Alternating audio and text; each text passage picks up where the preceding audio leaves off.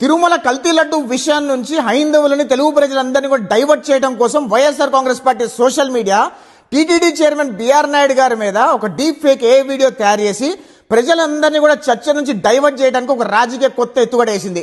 ఈ రాజకీయ diversion politics లో భాగంగా YSR Congress party social media TTD chairman BR Naidu గారి మీద అర్ధరాత్రి కాడ ఒక డీప్ ఫేక్ వీడియో తయారు చేసి YSR Congress party social media platform మీద కుదిలి దాని నుంచి టోటల్ గా లడ్డూ చర్చ నుంచి ఈ టీటీడీ చైర్మన్ గారి మీద చర్చ తీసుకొచ్చే ప్రయత్నం డైవర్షన్ పాలిటిక్స్ లో వాడుతున్నారు.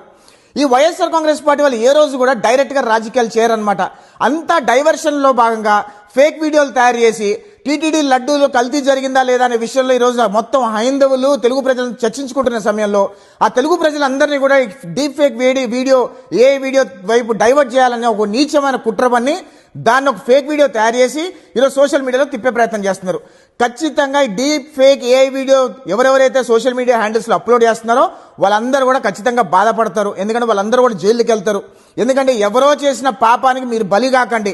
ఎందుకంటే వైఎస్ఆర్ కాంగ్రెస్ పార్టీ వాళ్ళందరూ కూడా ఇలా సామాన్య ప్రజల్ని అమాయక ప్రజలందరినీ కూడా ఇలా డీప్ ఫేక్ వీడియోస్ వాళ్ళు పంపించి వాళ్ళ సోషల్ మీడియా ప్లాట్ఫామ్స్ లో అప్లోడ్ చేసినా వాట్సాప్ ద్వారా పంపించినా సరే ఖచ్చితంగా కేసులు పడితే వాళ్ళే బలైపోతారు.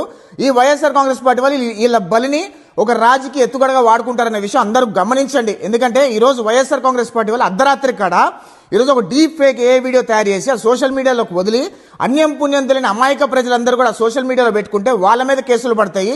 వీళ్ళ రాజకీయంగా పబ్బం గడుపుకుందా అనే ప్రయత్నం వైఎస్ఆర్ కాంగ్రెస్ పార్టీ చేస్తుందనే విషయం దయచేసి ప్రజలందరూ గమనించండి.